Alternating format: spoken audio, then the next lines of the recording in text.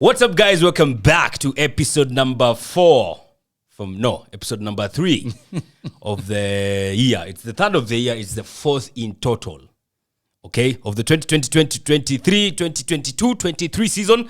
This is the Extra Digest podcast. Of course, you can check it out on YouTube. You can check it out under our handle at Football Digest KE. But then nowadays, you can actually say at Football Digest KE on YouTube. Oh, yeah, I saw that. Yeah. You know, you can also send stickers on Instagram. What? I saw that in the comment section the other day. I was like, how is this possible? All I'm waiting for is audio stickers. Yeah, that would be something. Yo tutaharibu. That would be something. All right, so you can check it out, of course, on YouTube. Football Digest KE is our channel. You can check it out on Google Podcast, Extra Digest Podcast. You can also check it out on Spotify and Anchor. Extra Digest KE. Oh, Extra Digest Podcast. What am I saying? And today I'm joined by another man who's making his second appearance after killing it on his debut. Man like Timothy, how you doing, bro? I'm easy. Actually, easy? I'm easy. I'm happy. Yeah. I have been spoiled this week and I can't wait to get into it. But it's good to be here again. Yeah. Definitely. It's a pleasure to have you on board, man. Thanks a lot. And of course, Kamakawa, this episode is always brought to you by... Yes, you know it. Cube. Energy drink, man. Like I said, you can check them out on their IG page, QB Energy Kenya. You can check them out on Twitter. And you can also check them out at a mall near you. Yes. They're very good. I fucking love this drink, man. Kwanga free timbaya. And they claim to be the world's fastest growing energy drink. Without a doubt. I love it. And for guys who don't know, by the EC Karumaindo ama Kariobangi, it's actually from the UK. Yeah, we're doing legit stuff over here. All right, speaking of legit stuff, bro, Game Week 23 was legit and then some. Where do we even start? Chief. Oh my goodness. When you nipe to game moja. Then we dive into it. Cause man, drama. Let's build up to it with Game Week 22. Okay. Because we didn't get to shoot a podcast there, but there was so many ramifications on the results of those games that happened in Game Week 22, and they were just heavy. The biggest of them all, of course, had to be the table-topping Arsenal getting knocked off the table. All right, we lost to Everton. No, we drew against Brentford. Courtesy of VAR. And Limison is gone as a result. I think he's not doing VAR duties anymore.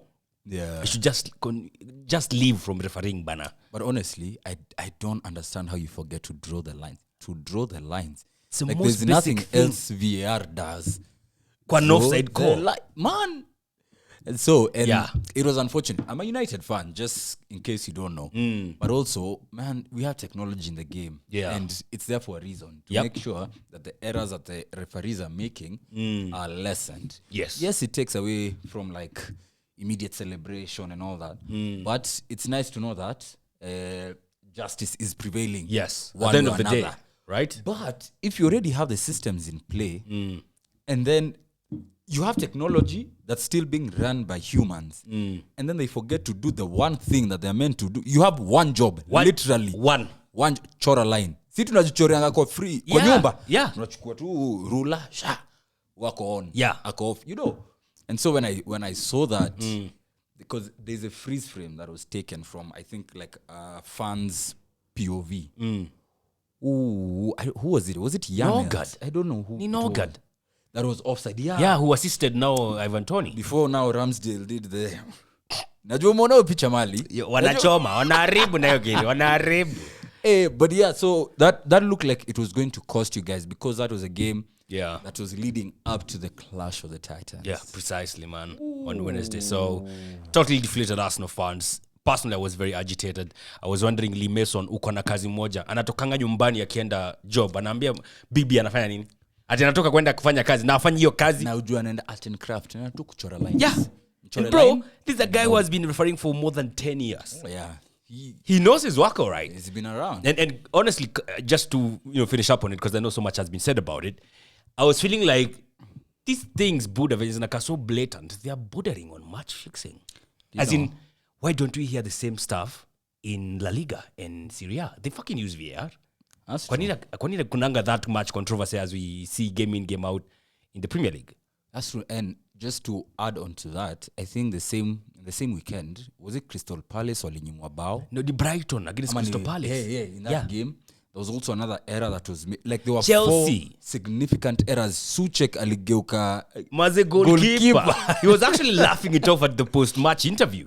as in it's frustrating. And so now you can imagine Arteta is here sitting thinking, hey, we have a game with Man City. Yeah. Was it 6? Were you 6 points apart? Something. At some point, we were 3 points apart after the Brentford game. Like immediately. So it was what? 3 points. It was 3 points. Ndio, It was Man 5. City. So we dropped 2 against Brentford. Ikakuwa ni 3. Then meeting up Man City.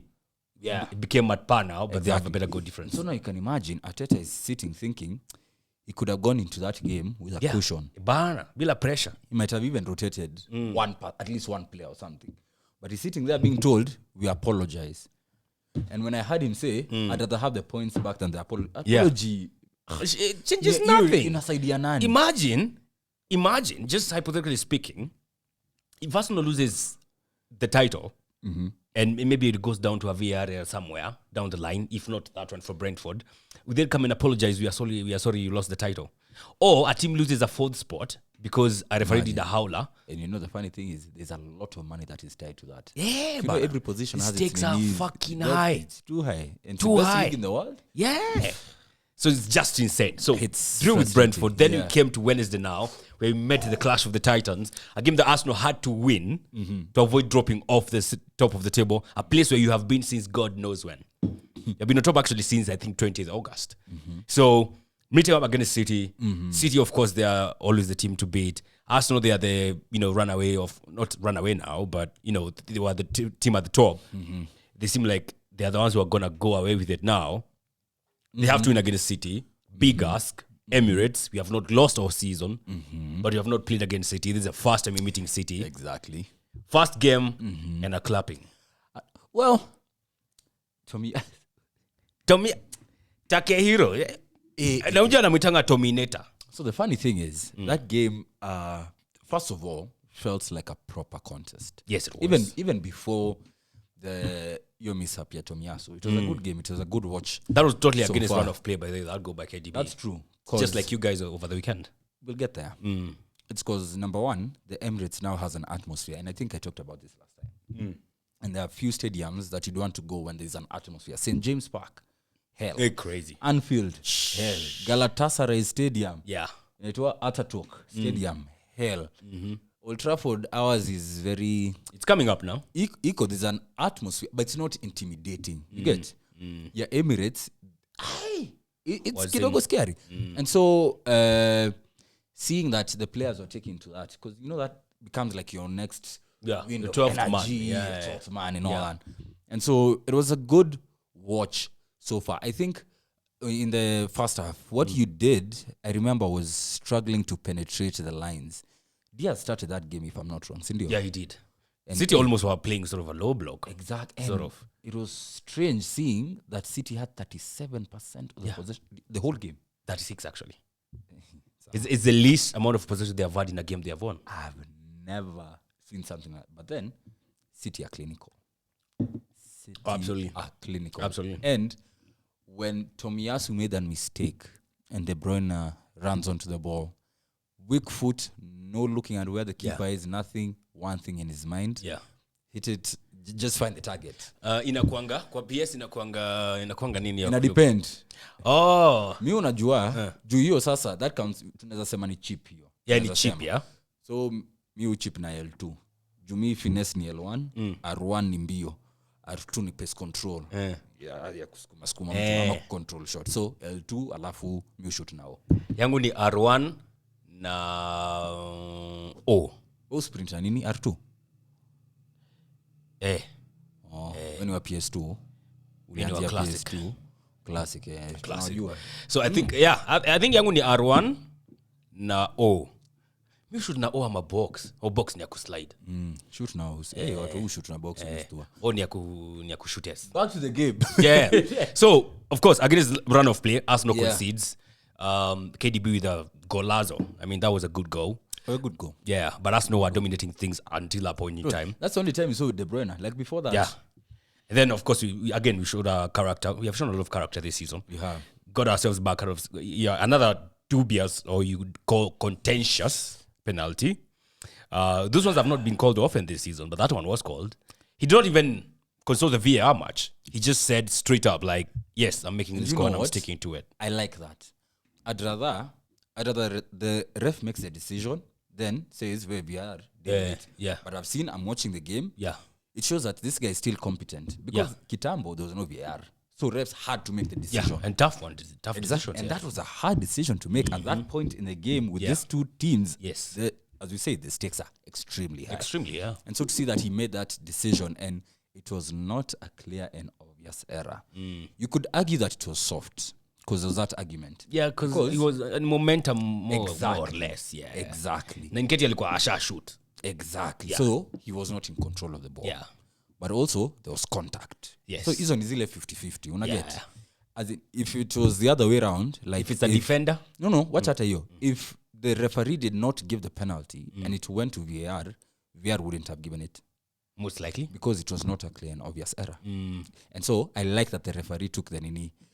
And then there's someone who, was it Odegaard who held the ball for a while? Yeah, Odegaard, because I actually thought he was going to take the pen. There are so many things in my mind. Number one, Jorginho is an astute penalty taker. Yes. So I was thinking, is this the time for him to break his duck? And then I see Odegaard with the ball. And I'm like, okay, captain, nini. Yeah. I was a tad surprised by that. But I think I've seen that a few times. Because, opposition players like to put penalty takers off. So akiona Saka ameshika ball mapema wataenda wajaribu kumnini. So hawajui wanaenda kuambia Odegaard maneno. Odegaard anasikia asema ni poa. That was a good tactic. Blue ticks nini na clear na pia Saka ball. Yeah. To make it better. Ederson decides you know what? Hata mimi niko na mind games. Saka tafadhali weka pale. Feature. Pale. Na naende hapo weka hapo. Saka we all know Saka is very obedient, nice young lad. Kwa nini akatai? Ederson inside it. Hapa tu. That penalty was a pressure penalty. Very well put away by Saka. And the last time I saw Saka take such a pressure penalty was against Liverpool. Game gani? Yetu. Ile tulipiga 3-2. Yeah, when Thiago nini alikula nani kiatu. But still Thiago, you touch it. Yeah, man. So, again, pressure penalty, 1-1 to Arsenal. A game that by the Thomas Partey was not in that match. And the funny thing is, we've been having this conversation this whole week of how, in my eyes, but I'm a United fan, so I watch your games to enjoy the football because you're playing good football. So I want to watch critically. You know how you guys will watch every player? You'll know how Tomiyasu was. Me, I'll watch the whole game. In my eyes, I feel like Jorginho, we need to put some respect on his name. Yeah. I feel like I've watched him play against City and against Aston Villa. Yeah. Pressure games.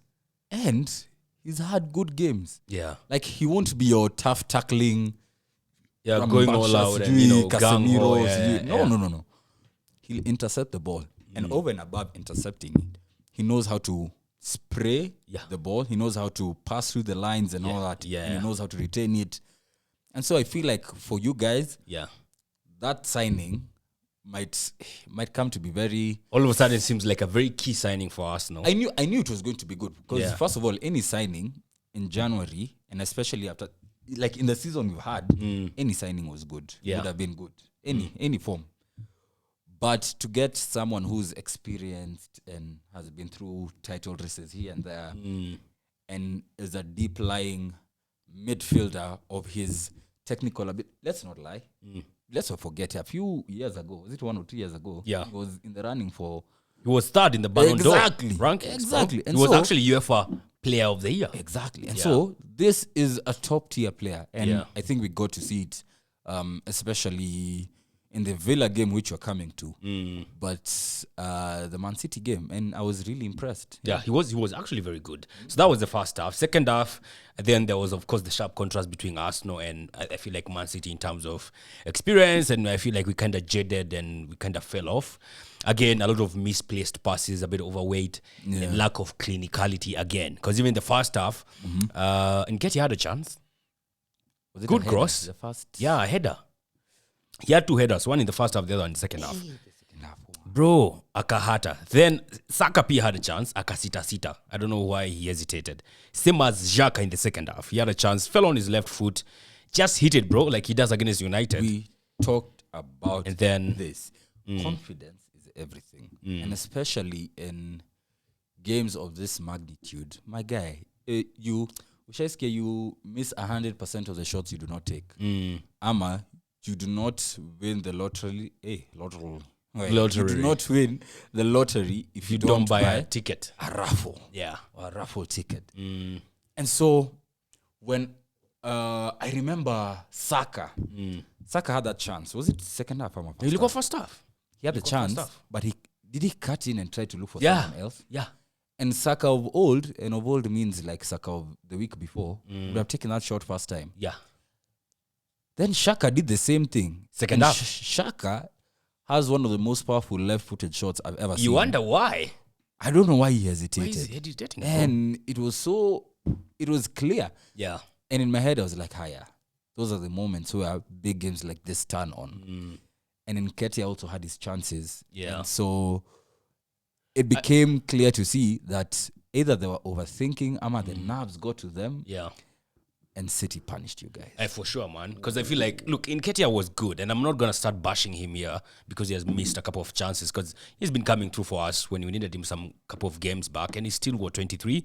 But I feel like those chances, bro, the least, especially the two headers, the least you can do, if you're not converting them, have them on target. Exactly. Have them on target. Because I'm thinking if it's someone else, like even Jesus, I think he's bugging that one, Anyone. if not putting them on Even target. Chris Nelson. I mean, you don't even want to mention about other strikers out there. So, I mean, yeah, so Arsenal lost that game 3-2. Heck of a game. Who scored the second goal for Man City? I'm trying to remember. Jack Grealish. That was Again, good goal. a howler by, not a howler, poor defending by Gabriel. Nika face, and it was face. See, like face when he loses the Tunaingia. ball, he gets dragged towards the ball. And as how The funny thing is, he Yeah. got dragged towards Weghorst and not Rashford. Unachaji Rashford, bro. At one point in time, you are seeing him, he's here. So you lose the ball, of course, you lose your nini. That's the same thing that Gabriel Magalhaes did against Man City. He lost the ball, got dragged, and then everybody gets dragged because there's a man free now. And that leaves Jack Akiwa free Ukoen. The problem. And by the way, just before you contribute, there was a deflection from Tomiyasu for that Jack Grealish goal. Oh yeah, like when he trains, it was. Okay. That was not a good day Fucking for hell. Takehiro, the man. But Yeah. what I was going to say is that when you're gunning for a title, and I say that because I'm addressing Arsenal fans, The Gunners, you mean? Go on. yeah, Yeah. moments. It's always about moments. And with defending, every defender has a mistake in them. Yeah. But from the World Cup, ever since the World Cup, like Saliba and Gabriel have had alternating suspect moments. Kuna time Saliba atakuwa na ball, alafu apige miss pass Yeah. and lose out on his position or something like that. And when you do that against the big teams, you get punished. It's like the Brentford game. You Do you know get punished. Saliba had 8 aerial duels against Ivan Toney? And he lost all of them. All of them. And Ivan Toney is shorter than Saliba, by the way. Are you serious? Yeah, Saliba is 6'4". Ivan is, I think, 6'1", or is it 6'2"? Are you serious? Yeah. The guy looks huge. He looks huge. I mean, Silva. he's big. I mean, Yeah, yeah. he's built, yeah. But he's not that tall compared to Saliba. So how the fuck? Now you're saying that. I saw. I was watching our game Nabasa. Gavi won 3 headers against Weghorst. What? 3, my guy. Gavi. That's a conversation for another Yeah. day. So it That didn't make Akia sense. Nani. It didn't make sense. So But I mean, yeah, it was crazy. So that's how Arsenal lost against Manchester City. Yeah. Now, of course, Arsenal were knocked off the patch, courtesy of that loss. na tulifurahi WhatsApp. Hey, Ay, watu wamefurahi. And then you see for us, it was even better because the next day we go to Barca and don't lose at the Camp Nou. Yeah. And so we had a good 2 days. Oh, trust Yeah, me. for We those had a days that good Arsenal were 2 off the days. top. I mean, rivals were having a ball. You know, ndovu imeanguka kutoka juu ya mti. the Oh. memes. But you see, ile time tulikuwa juu ya mti, maze tulikuwa tumekaa tu comfortable, mnatuletea tu ma KFC, Kitu iko ni ma fries. Ushasikia- Nataka tunone ndio tukue wanono. vile nafaa. Ushasikia moto ya karatasi na wakanga haraka, lakini kizima imesha. Sika plastics. So Arsenal inakaa plastic, but imekaa kutoka August. Oh, so hey, nilikwambia ni moto wa karatasi. Oh, sijui nini. We know the inevitable. Bro, so I mean, it was crazy, absolutely insane. Got knocked off the patch, and I was thinking, God damn. Okay, we have a game in hand, okay, but I mean, the next games that are coming, especially like for City, bro, it's never guaranteed. That's of course it ends, but I'd rather have it than not have it. No, I'd rather have it. You'd rather have the points. What if you don't have the points? No, that's the thing. You'd rather have. You see, like now for us, our games. Funny thing is, our game here, Leeds and Crystal Palace were postponed ile time Queen Alidedi. Yes. Sindio? And we were in relatively good form that time. Leeds at that time were, I think, almost bottom. Palace were also very short shy. At the time, they were conceding every day. They were not scoring. And so, on paper, those would have been easy 6 points. Yeah. We drew against both. Yeah, knowing that those are our games in hand. So, that's what I'm saying. You'd rather have the points. If you have the points. What if you don't have the points? If you don't have the points, I would rather have the game in hand. Ay, bro. Yeah, I would rather have the game in hand if I don't have the points. Liverpool. No, it's okay, Liverpool but of course, you see the beauty of this, because, you know, our game in hand is being played next week, I think on Tuesday. So that shall come to pass. So that matters going now next to Aston Villa, early kickoff. Villa, who they're looking different under Unai Emery. They're looking a bit lethal. I recall the first game Unai Emery coached when he joined Aston Villa. Nisawa. Yeah, was against, which team was it? They played us and they beat us convincingly. Yeah. Actually. What was the scoreline? It was 3-1. Leon Bailly scored in the first 4 minutes. Yeah. Whoa. Chini. Hey. Yeah. How to an early start, yeah? It was an early goal that, and then Lucadinha. Before 20 minutes were up. And then it was the last one. Is it Ashley Young? The last one was Ramsey. Hey, Ramsey, yeah. Our consolation was a deflected Luke Shaw effort. Yeah. So, I mean, under Unai Emery, they're playing a bit, especially at Villa Park. At Villa Park, that's the thing. Yeah, they're looking good. That's also one of the stadiums that I was talking about, where they have an atmosphere. Oh, the atmosphere there is crazy. Exactly. And you know, Aston Villa is a mix of youth and experience. Who are the most experienced? But now they're more young. It's more people youth now. Because you see, like experience, Young isn't starting as such. You can't say Martinez. It's Matty Cash and Luke Dean, yeah? Yeah, look at this. You can put Martinez there, kidogo, I guess. Yeah, he's a bit experienced. Coutinho, of course. Yeah. Oh, yeah. But this was a different case because it's ex-Arsenal coach Unai Emery against Arsenal now. Mikel. One Arsenal keeper, one side, your side ingine, one ex-Arsenal keeper. Yo. So there's a lot of history and... It was all set up to be a fantastic match, bro. Oh, yeah. And it got off to a very interesting Fantastic start. Zinchenko lost the ball. To Matty Cash. Yes. Matty Cash akapiga pasi ya pesa. Unaikumbuka? To Oli. Kidogo, Watkins he's not in on goal yet. Yeah. But he's driving towards goal 1-on-1 against Saliba. William Saliba. Watkins is right-footed. I think he dummied Kidogo. Yeah, he dummied with his right. So he got a took chance. The ball to the left. Yes. He just made that inch for himself and then shot a cross goal. And Ramsdale was not quick enough to get it. Yeah. Goes into the bottom corner. I feel since bro, 4 minutes and I think 50-something seconds, you are thinking, okay, e game the pressure game even before we begin. And do you remember? And now we have 1-0 down. Do you remember the last time I was here? You told me that the Rashford goal was the earliest goal you guys had conceded. Yeah. Now we have another one. And now you have another one. Now Another bang. Shut up, man. And you see, like, the 2 goals, zinapigwa na such ferocity, you can't stop them. I don't feel like you can stop that one. As in, because it was hit with so much strength, and so it was pacey as fuck. And it was low. So hata ukiwa goalkeeper, where's he make in time? Where's he recover in time? I don't feel like you recover in time. Unless you're the hair. Unless maybe you're the hair when wakati ameamua, because the hair pia naamuanga kuziachilia. Yeah, the hair unajua ni extremist. So siku moja hautampita. Yeah. Kai weekend. The other day, tukampika tu hapo post. Karibu kachobo and stuff. But yeah, and so 1-0 down Arsenal pressure. Like I was saying, game yenyewe ilikuwa na pressure before we even begin because it's a must win for Arsenal. And now 5 minutes in and you're 1-0 down. And you hadn't won the last 3 games. I think, was it since 4th Feb or something? Yeah, because it's Everton, Brentford, and Man City. Really needed the win. Bro. Mi nilikuwa nasikia kudedi, bro. Wejua. God damn. Aston Villa had like 2 other chances before that. But then, before long, the cream rose to the top. Yeah, as always. One of England's brightest shining talents. And I love this kid because in as much as he's good on the ball, he's a good human being. Yes. And so, game imenda, I don't know who crossed it, and Tyrone Mings. It's Ben White. One of the worst defensive headers I've ever seen. That's what I was going to say. If Aston Villa have experience and you're looking at Tyrone Mings, then they're fucked. I'm like, what is this guy doing? And so he heads a ball. What kind of clearance was that?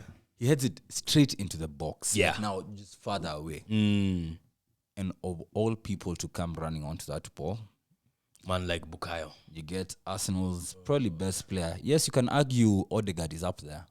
But for me, Saka. He's our top scorer in the league, by the way. He has 9 goals. And Saka caught it flush. Ooh, good connection. Strike. And you know, it's very easy to lean back and get that high and over. Yeah. For him to convert that in the way he did. And then for the ones that know that celebration. Yes. For the ones that know. Kwenda kwa corner flag. Does it remind you of a certain king? A certain someone? A certain king. It has to be a king, man. You have to call him the king. Bro. And Arsenal are back in the game. And in my head, Just I'm like that. Okay, now there's a new lease of life. And now Aston Villa under pressure and Arsenal are chasing the park again. Yeah. And that puts you back on top. Yeah, because that's a point above. A point. Yeah. Yeah, and so mimi kama hasidi nilikuwa nataka Aston Villa waongeze bana. Yes, and they did exactly that. Which they did. And you know, so that goal actually started from the keeper. Yes. He passed it out to Tyrone Mings. Mings distributed it to Douglas Luiz. Luiz turned, I think, did he give Coutinho? Coutinho took it to the... I think to Buendia. It was Buendia, actually. Yeah. Buendia, see. Spread it to the wing. Who was it? That left back, wow. Alex Moreno. And he's rapid. He's actually quite quick. Rapid. But it was the positioning of, Ben White. No, not just for that play, but there's a time I think Saka was in on goal. And so, he recovered into a really good tackle. Yeah, but he's then quick. Alex Moreno comes in. Yeah.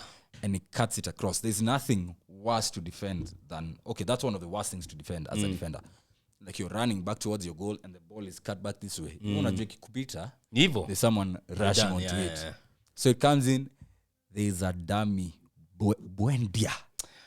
Alipiga dummy. Kidogo nyuma yake pia Shaka kaona. This is too even if kunaenda. Wacha mimi nijaribu pia. Shaka pia yeye akapiga dummy yake. Yeah. So it goes through his legs. Yeah. And it lands to Coutinho. Felipe Coutinho. Coutinho takes a touch. Took a touch with his left, yeah? And he gives the keeper the eyes and sends it. Like, do you know? As in, it's like giving Coutinho a penalty. Yeah, bro. Nika kupea Ward Prowse free kick. Sure bet. Ndani ya box. So it was a really good finish. And now in my head, I'm like, okay. Game on again. Game on. As in, I either have to see 2 goals or see Arsenal drop points again. Yeah. And so we thought, Aston Villa will hold on in so they went into the halftime break. Bro, I'm telling you, by the time to the halftime, nilikuwa like, God damn, okay, so you're 1-0 down, we came back. Yeah. Cool. Okay, if you're 1-1, of course, you build up on that and try and get a second. Because you're playing well. You're not like really terrible. Then we go down again.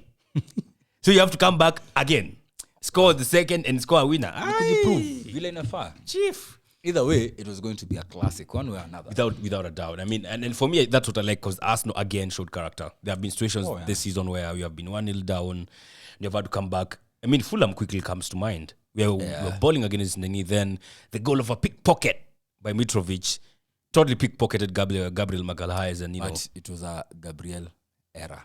Yeah, that one for Fulham. There's a tweet, and I think we were talking about. There's a tweet that was showing the last, I think, 12 goals conceded by Arsenal. Watch even before the Aston Villa game.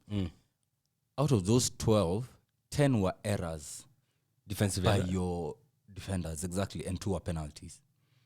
Shit. And so it goes to show you don't really concede at the this is even before our game. Because you see, like the Rashford goal, there was no error there. Yeah, that was just brilliance.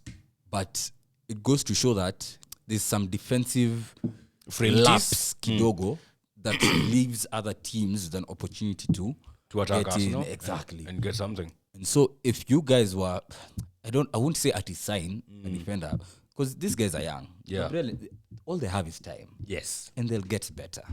They'll get so much better. Yeah. And once that is shored up, we have a problem. Oh, for sure, man.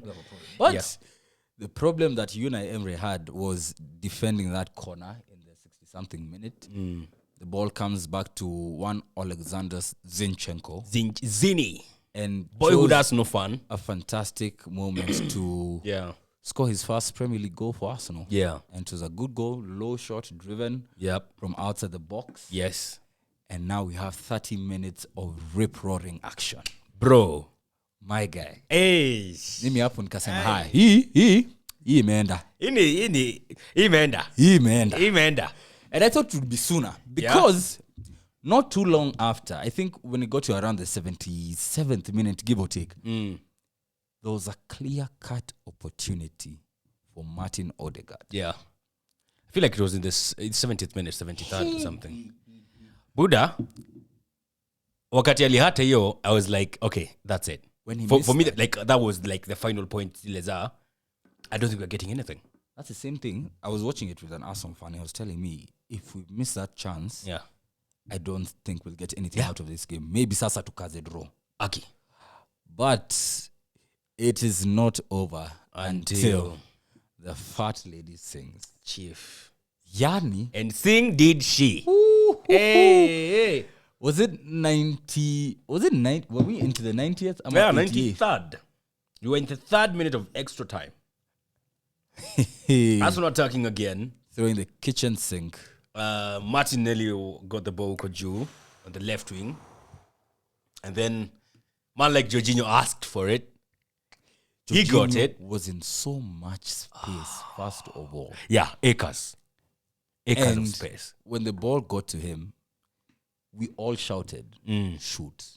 Because it's last minute. There's not just try. Jordan is a deflect from someone inside the box. And the funny thing is, he did take the shot. He cut across it with power. And it goes off the crossbar. But as luck would have it, it goes in off a time-wasting Emiliano Martinez. Yeah. First of all, I feel like justice was served. Yeah. That guy wasted so much time. You should look up the numbers of how much time he took, like cumulatively, to take like his goal kicks and all that. Yeah, I think it was even carded. He was carded. Was it in the first half? Because he started time wasting the first half. And he's a preco, right? He's only Simeone. Anti-footballer, mtu wa dark arts. For nothing. Yeah. Why? Aston Villa, what are they trying to waste time for? First half. Come on, man. And for me, it was so vindicative of, like, first of all, Jorginho. I feel like Jorginho is a guy who, when you go up against this team that set a low block. Umesema utamuita Jorginho. Jorginho. I don't know why I keep calling him Jorginho. Ni sawa tu. It's J4H. Fuck. Jorginho is a guy who, when you're up against teams that play a low block, he'd be the guy you'd call in to try and get those defense splitting passes and everything. Exactly. And he's not one to shoot like that. But now, Aston Villa, of course, were playing a low block. I mean, everybody was at the back. Yeah. And then the guy who's supposed to unlock the low blocks is the one who gets the shot. Only that this time he's not doing a defense splitting pass. He's doing a defense obliterating shot.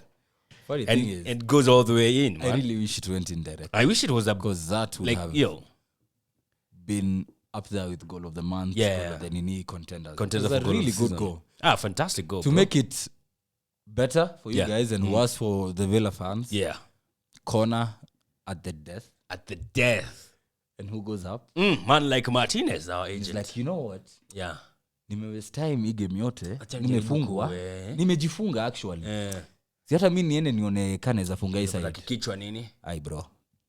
Wapi? Ulisikia wapi? Ulisikia wapi? Man like Saliba, I think is the one who cleared it. Because I honestly tried to check who cleared it. I think I've done that on repeat like so many times.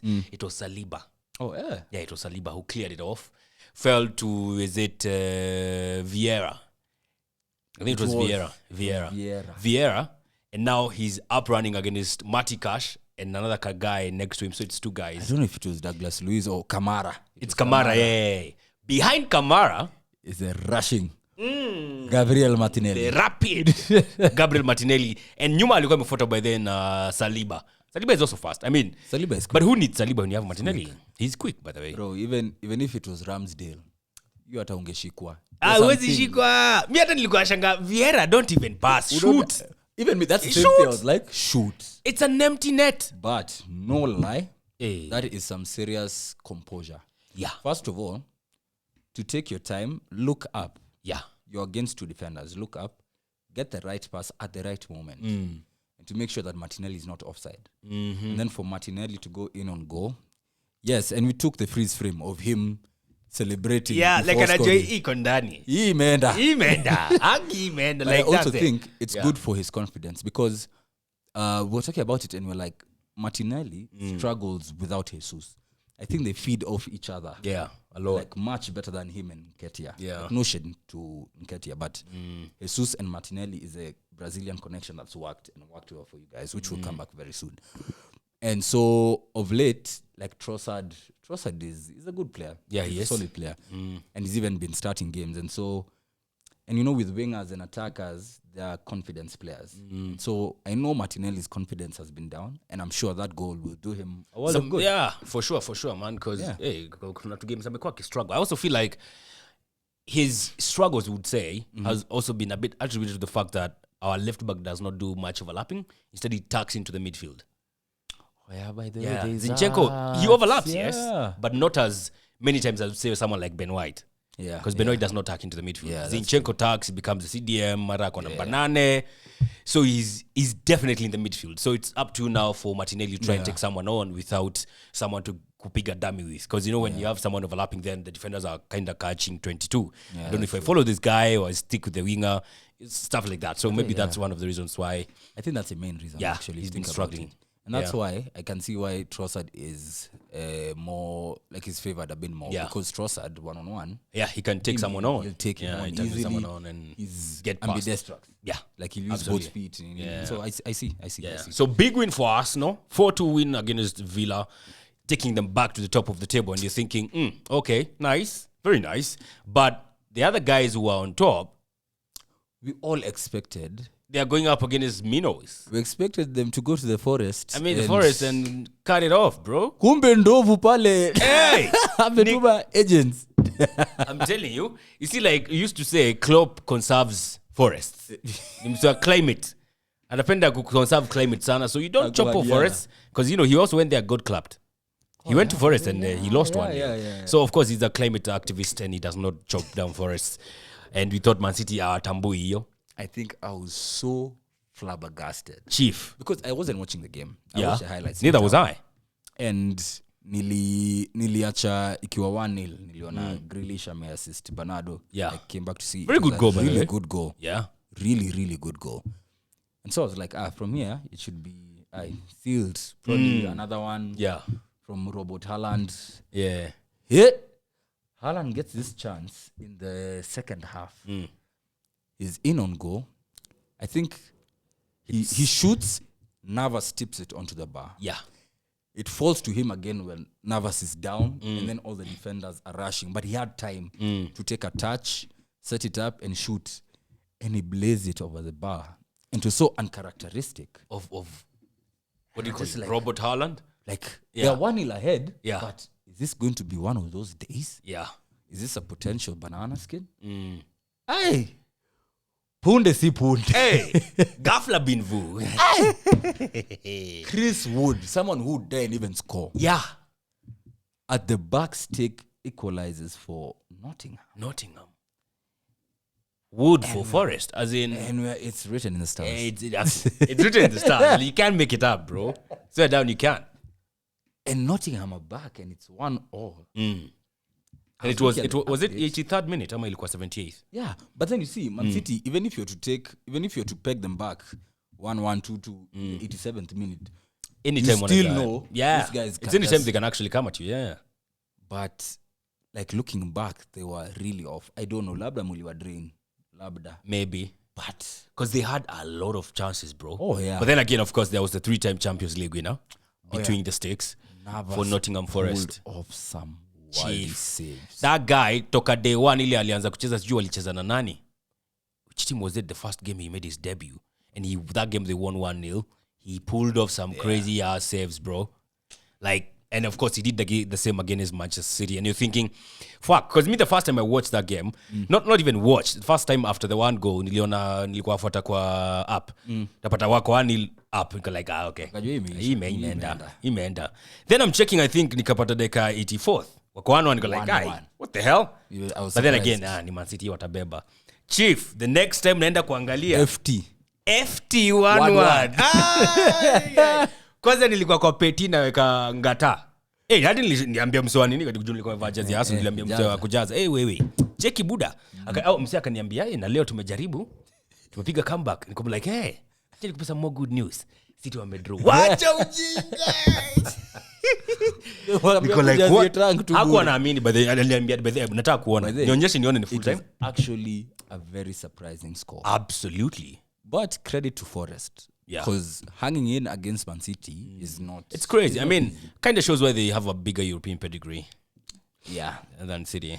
Well, than many clubs. I don't know about you. I mean, Arsenal has 2 European Cup. But, you know, that's a story for another day. We shall not talk about it now. But yeah, I mean, Nottingham Forest, they showed exactly why they have a bigger pedigree than Manchester City, especially in Europe.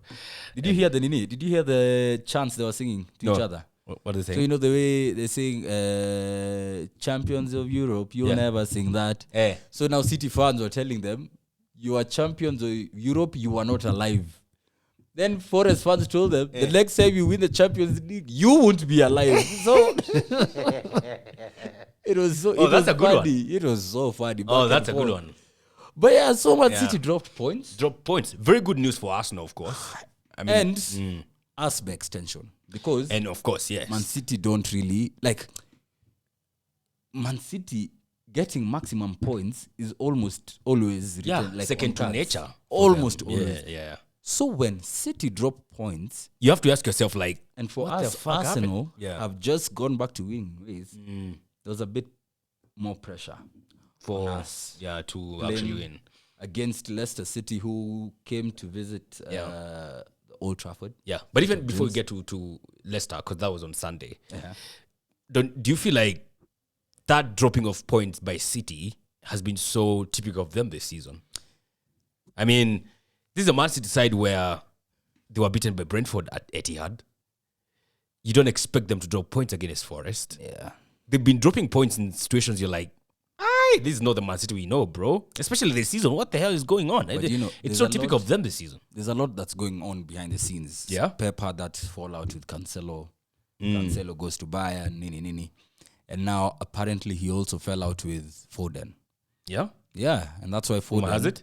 Yeah, and Foden has been in and out of the team and playing not his best football. Yeah. And so there's a lot happening behind the scenes. That and we also, can't tell. there's some disgruntlement because Haaland's play style is not Man City's style of play. It really isn't. And so you can see the difference in ideologies.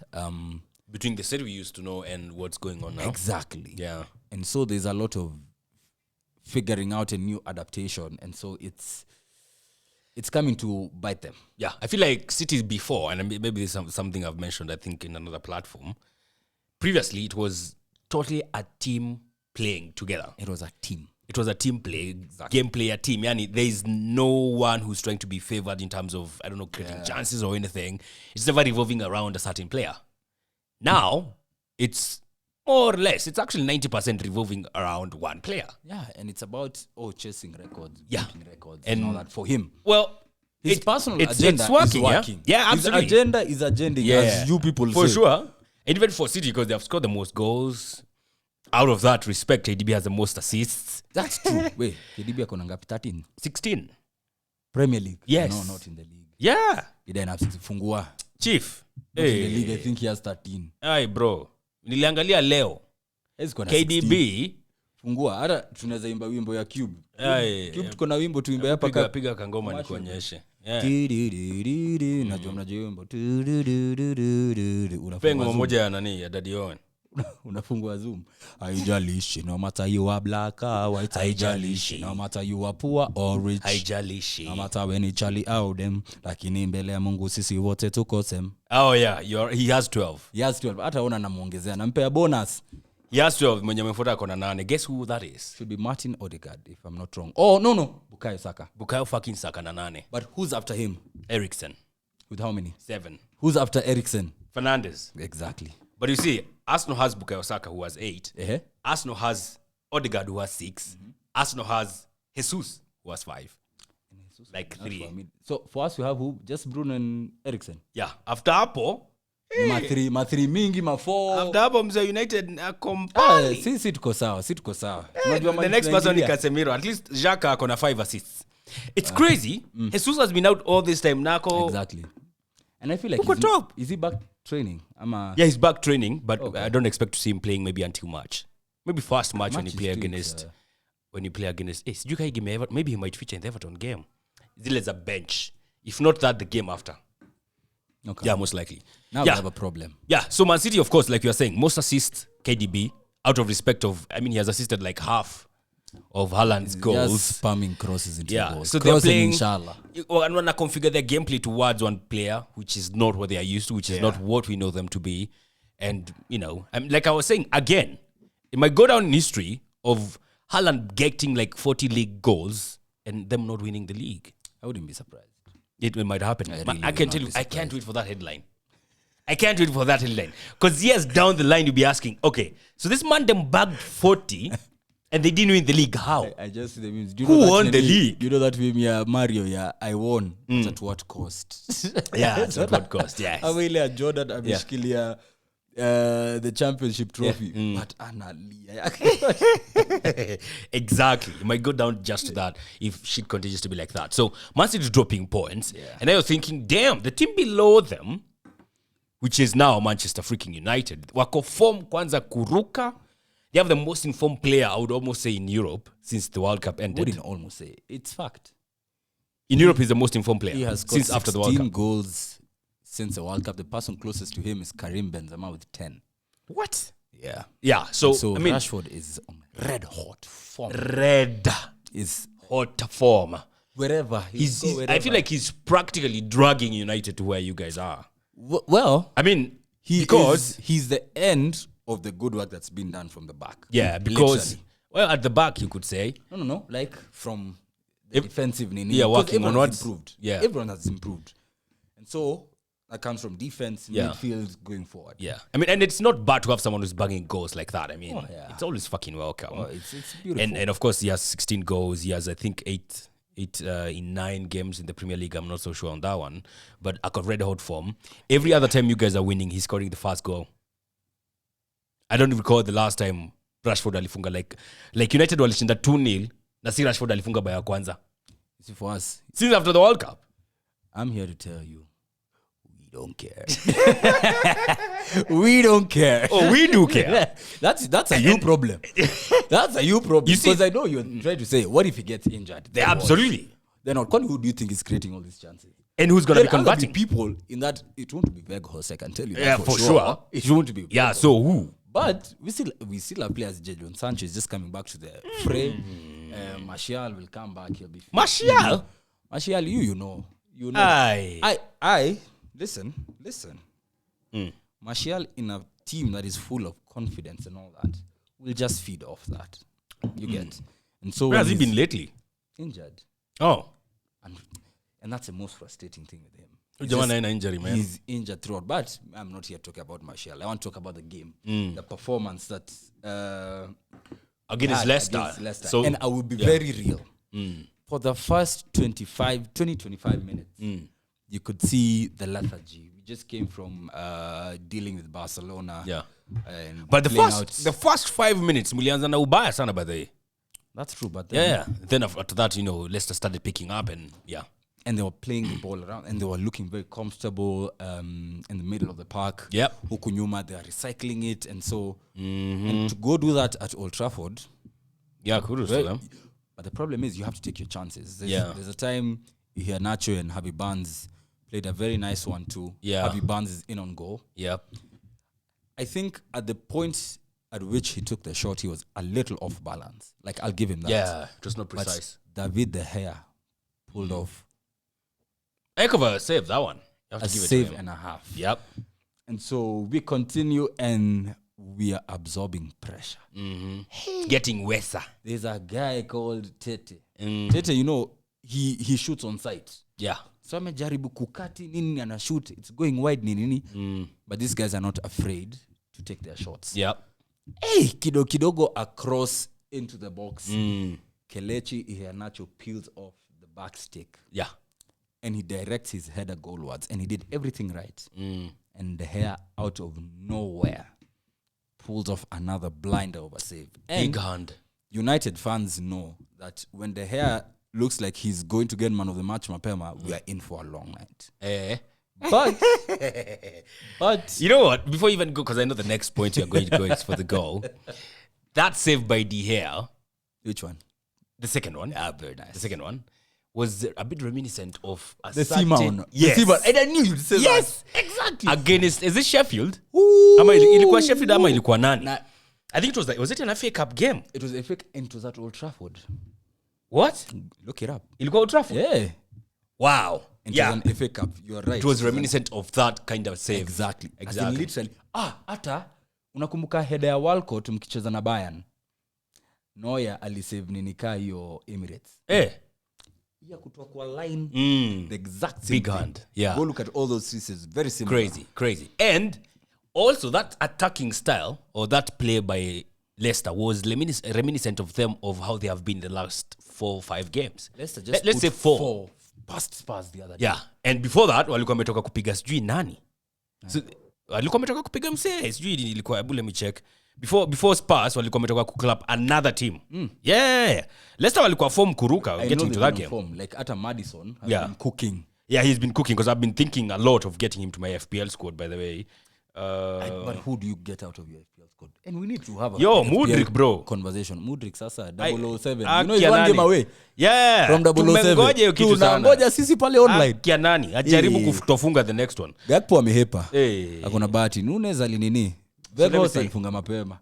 Leicester walikuwa wametoka kupiga Aston Villa 4-2 Exactly. at Villa Park. And so they've been I remember. And Yes. they were scoring the same kind of goal. And before that, Martinez. yeah. And before that I think they also won. Before that They hadn't won like 3 Before that now. walitoka 2-2 na Brighton. The Amex, Ama King Power. No, at King Power. So they amekuwa form. They've been on form. Amekuwa They've been on form. Yeah. But unfortunately, That was the end of the road. Unfortunately, they ran into the hair and inspired the hair. So it's not that we were very good. It's just that the hair was on his game. Yeah. And that normally I know spurs on the other players. And so a moment of brilliance. Yes. From Another unfortunate moment from Leicester's side. Creator-in-chief, Man like Bruno Fes. Fernandes, took advantage of some horrible, like... Fes, Joe. And it was Wesley Fes. Fes. Is it Belgian? I don't know. I think he's Belgian. He's Belgian. Is it pronounced as Fes? Whatever. But, man, like, how in the world are you drawn towards Weghorst and leave Rashford. one of the fastest players in the league Yeah. and the most informed player in the world right Yeah. now free? Aye. And so Bruno does what Bruno does. Yep. Picks him out with a very Outside good of his foot. goal, with a very good assist or pass before he scores it. Rashford is in on goal. Garnacho. And I was looking at it. In my head, I was like, this guy has 2 jobs, literally.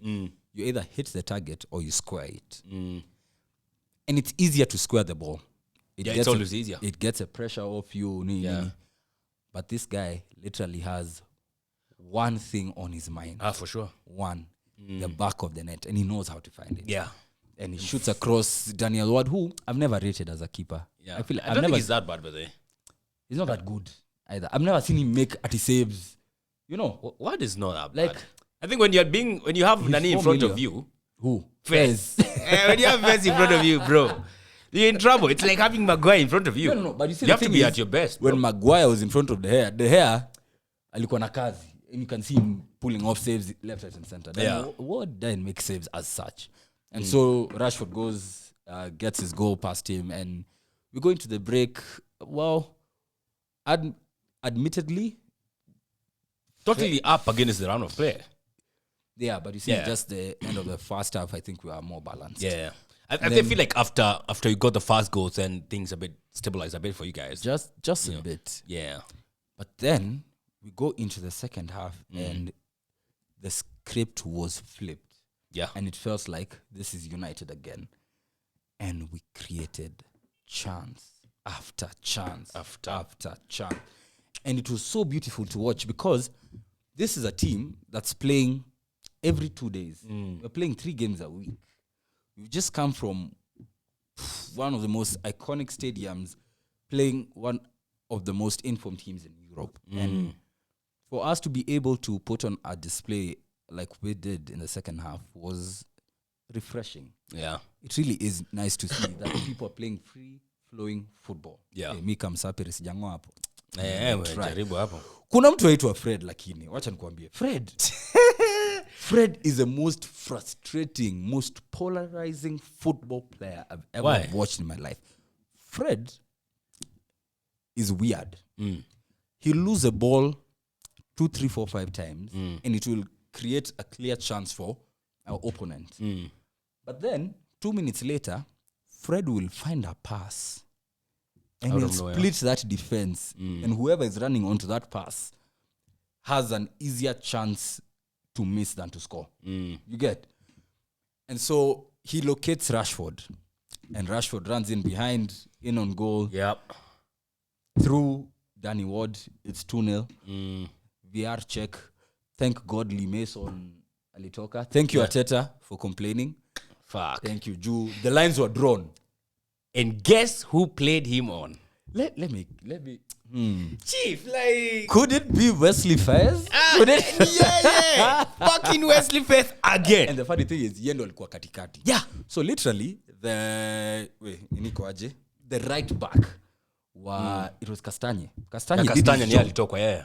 He did his job. He kept Rashford. Yeah. According to him, offside. Yes. First, lakini yako like... Faiz. And had like, no one... It is Nini. Hold my beer. Oh, for this one you're not doing beer. So hold my can. Hold my QB. Hold my QB. Hold my QB. Hold my QB hapa. Sijamalizana na hii team. I need a 1 liter Nini. Hii lisha hata tukiongea game kwanza. But then Rashford gets his goal. Seeing him get a brace is kidogo new because we are used to seeing him just get 1 goal. Yeah. 1 goal every game. And so for him to get a brace was really good to see. Fred gets the assist. Momentum. Here we are free. We have a cushion. Nini. Yep. Jadon Sancho comes on. And, man, I think United fans, everyone has a soft spot for Jadon Sancho. Yeah. You know the kid is still 21. He's 21? Sancho ni mtoi, bro. Bana, he's got the same age as Saka. He's 21 or at most 22. At most. I feel know like that much. Jadon is 23, bro. No. He's not 23? Jadon Sancho is a young Look, I know he's young, all right? But... I even hope I'm wrong. But I know that kid has time. Oh, yeah, he does have time. As you look at the age and all that. Yeah, man, them. Sancho comes in, goes into the number 10 spot, which, by the way, we haven't even talked about as such. Because Bruno has, I won't say has been sacrificed, but he's not playing his number 10 role as usual.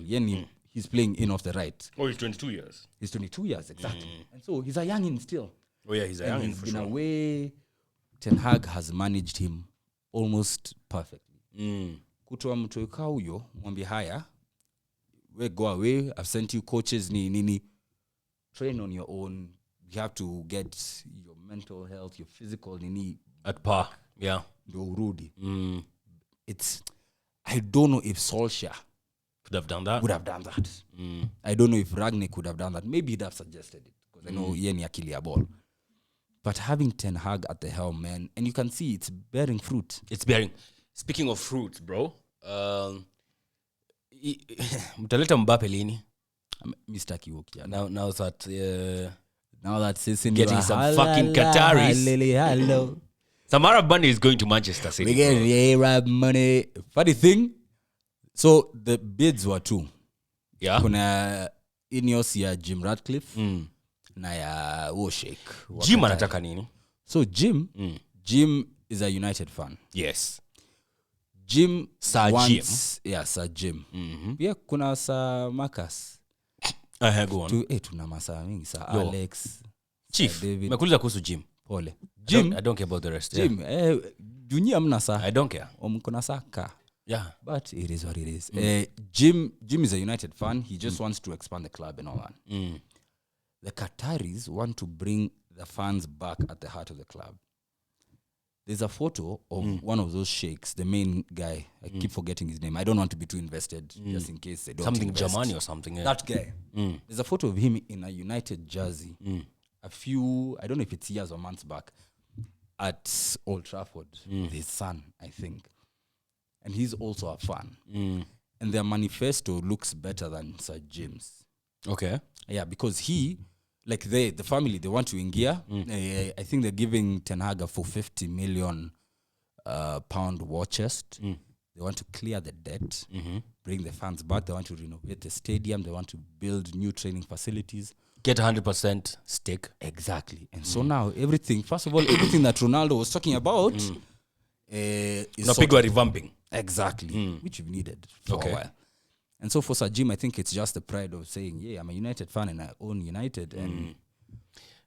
But the Qataris, the problem with the Qatari thing, and I think it's hypocritical, is that the Premier League is, or there are people who are against it, and they're like, oh, it's not morally upright for us as a league. And we are like, surely, at any point, there's been Qatari and, let's say, your side, UAE, the money has come into the league in many ways, shapes, and forms. Never fly Emirates, how long? That's sponsorship, man. That's no, still like one or another. Yeah. Still that influence. You get. But that's Etihad, Newcastle. Look at Newcastle. Do you think Newcastle would be where they are now without last season? They were just battling relegation. Yeah. But look at where they are now, and where we're going is in that direction. So if you're not being owned by like the Westerners, it's Arab money. Exactly. Arab money. And but also, what tricky. Okay, two things. He's getting 100% stake in the company, or rather at the club. So, ile kitu mulijaribu kungangania at some point in time of getting funds, having some say in the club out of the window. Because he's getting 100%. Then, so you can only hope him saying he's a United fan, he'll do exactly what you guys want, which that's only hoping. You don't know if he's going to do that. Yeah. Right? That's a fair point, yeah. Then, also he's getting 100%. What does that give also Ten Hag some leeway in terms of transfers? Or does he just come and say, yo, this is mine. I own everything here at Awewe as a coach. So do you bombard him with players? What I know. Like we have seen happening at some other club in London. We shall talk about, but I don't know, you've forgotten about that club. We're going to talk about it, but so there's no news. But I feel like a real fan has his trust in Ten Hag. Everyone, all the legends, Sir Alex, CC, my fans, everyone's like, let Ten Hag do his thing. Ten Hag, by the time when he joined, when he was announced, he was first asked if he's going to work with Ragnick and his team and all that. He's like, no. Like, I respect you and all that, but I know what I want to do. And I have a vision and all that. And that's how Ragnick left. He'd have stayed as probably the assistant or probably GOF. And he left. And he's making huge decisions on his own. Yeah. And so that's dealing with Ronaldo, dealing with Sancho the way he has. And Yes. Do you know how many people are playing out of position in different positions? Weghorst is playing 10. Bruno is playing RW. But Weghorst, we know why he's playing number 10. No. He's a 9. We know why he's playing as a 10. Why is he playing as a 10? Because he can't fucking score. So now, you think he can create? To save his life. You think he can create? No, he can't, but at least one thing we know. Let me ask you, why do you think... Because he can win the knockdowns. Why do you think Weghorst was signed? Now that one, I don't know. He was signed because he fits Ten Hag's system. Of having a number 10 who's tall. Listen, it's not even that. That's when you tell us. Yeah, kona ball knowledge. Tell us why. So he was signed because Ten Hag presses from Mbele. Okay. And no player at the time that Weghorst was being signed, no player had more pressures applied. It's a small start, but it's very important in the long run because that already puts defenses and keepers already at 50-50 when it's time to spray the ball. Because now Martial won't do that. And now keepers will have time. Imagine giving Ederson time or sijui Alisson time to look for a player Z. But how successful has these pressures been? Like, can we say, like, out of that pressing, we got this. Out of that, we got this. Watch the number of turnovers before we score goals. Is it out of his pressing? Created, and you will see. Is it out of his pressing? You see, when you watch, you'll understand. You remember how I was telling you, I watch Arsenal to enjoy the football that we play, but I don't watch critically. I watch United critically, the same way you watch Arsenal critically.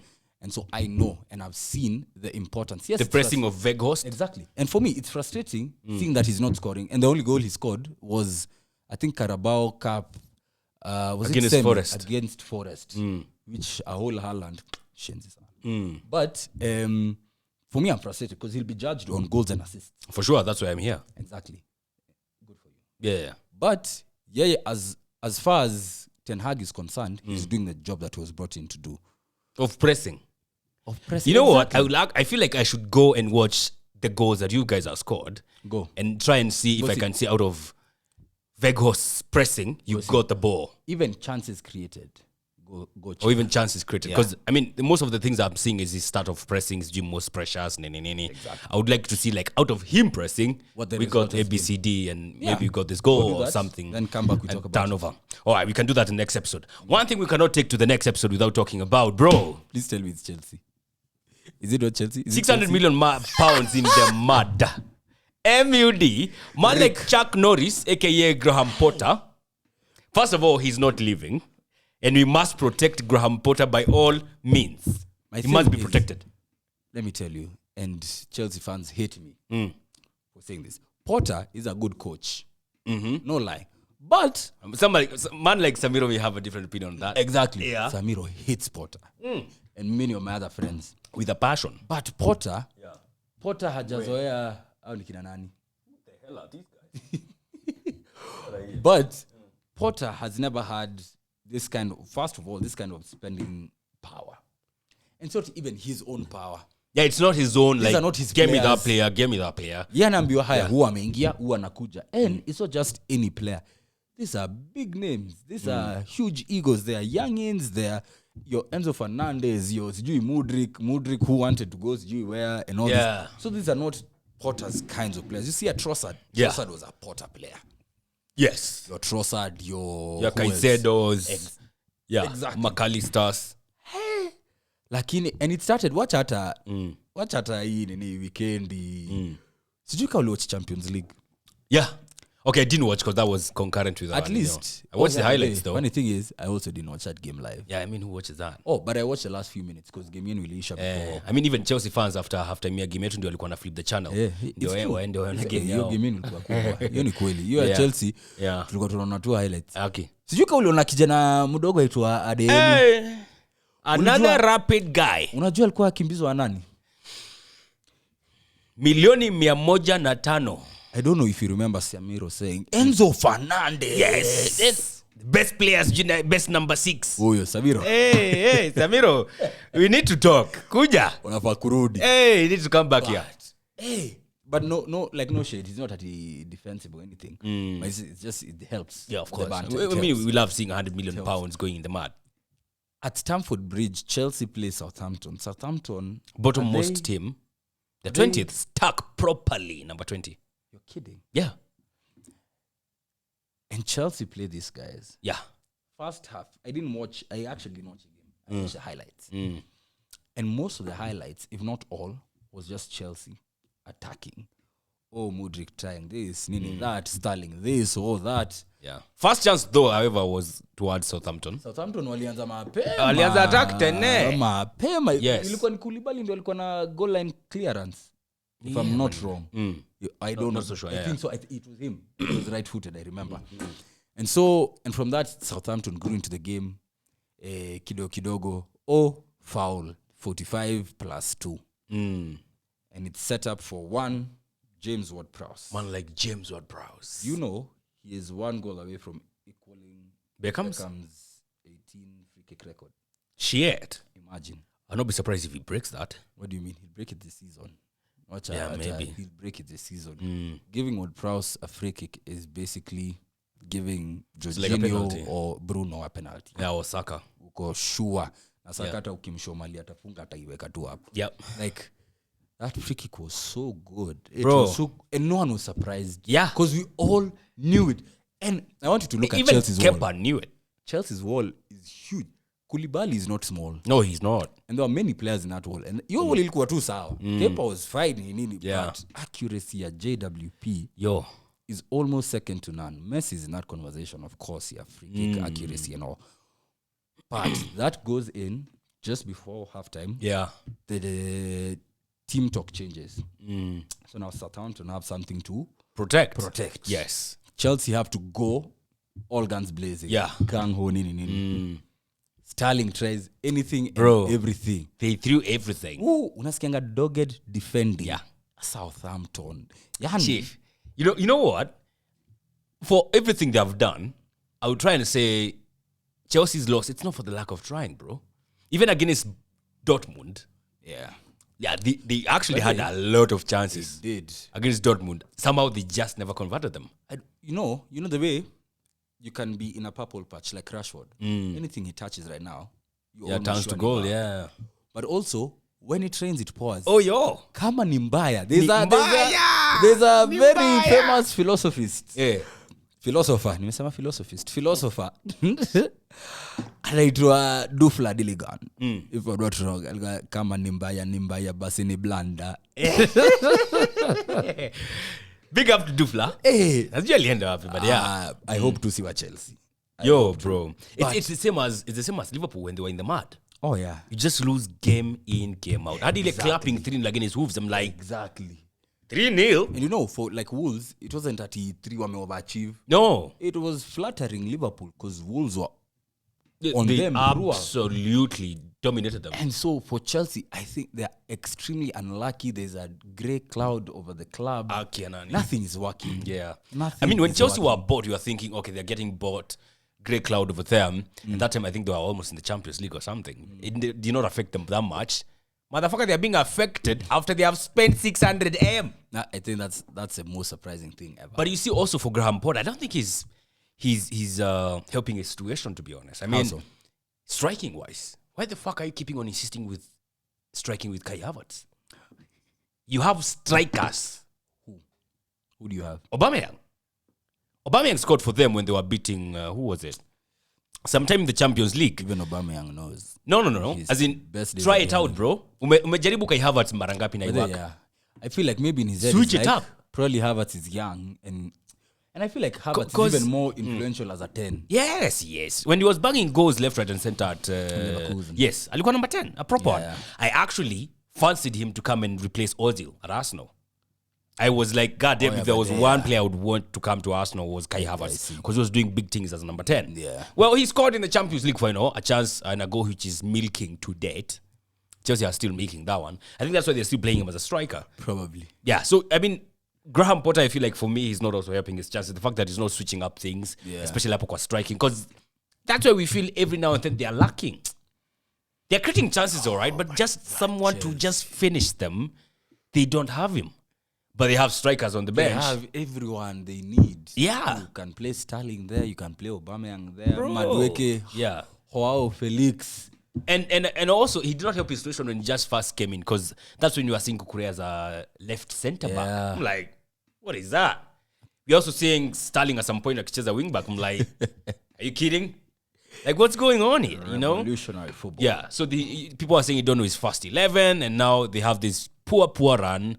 And I'm thinking, okay, they're not firing him, yes, maybe because they won't build a project or anything. But do you feel like if they lose the next 2 games, he'll still be there?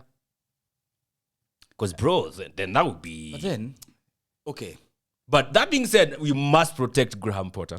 He Sissy must. Force, Yeah, I want as him rival to stay. fans, he must be protected. Potter must stay. Yeah, Potter must in. stay. Potter in. All through, Bana. Potter, Fuck Potter out. Nika nyinyi mulikuwa fans wa Ole na wajua sana nyinyi. I mean, it happens to all rival fans, Yeah, bro. exactly, Yeah. exactly. So Potter, it doesn't seem like he's leaving. But, boy, I feel like if they don't win the next 2...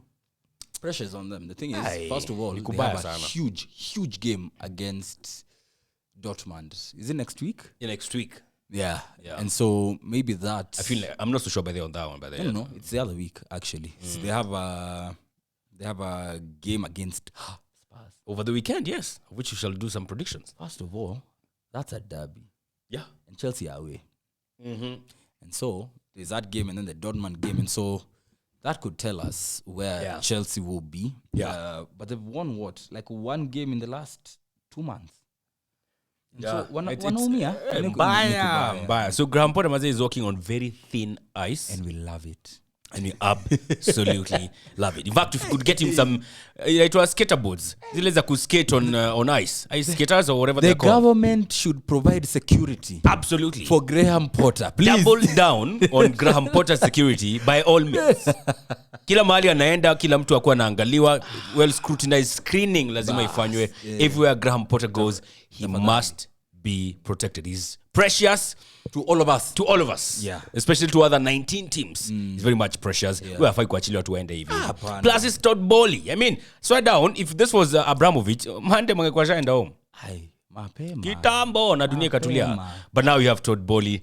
Todd Bowley maintain. Nice. Na unajua alinipigia last week alikuwa ananiuliza unafanya nini, alikuwa anataka kunipa 8-year contract. Wacha? Ya 75 million. God damn. Alafu nilikuwa busy. Ukaturn down? Ndapigia tu Samiro. Aende acheze. Buda una give up life ya London. But unajua one is a strike. Na yeye chezanga defense but anaweza strike. We should plug him. Ana striker tushasema. Plus ni London. Unajua hawezi compare London na Manchester. It's two different cities altogether. London. Exactly. So I mean, that's how Cookie crumbled in game week 23, if I'm not wrong, and it was absolutely interesting and action-packed and then some and dramatic. But the most important thing, the bottom line of it all, is that at the end of it all, there was one team at the top.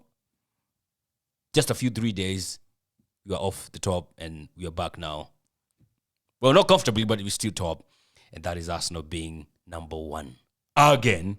For God knows how many times this season. I think since 20th August, tumetoka number one mara moja peke yake. Hiyo ni poa. And it was very good.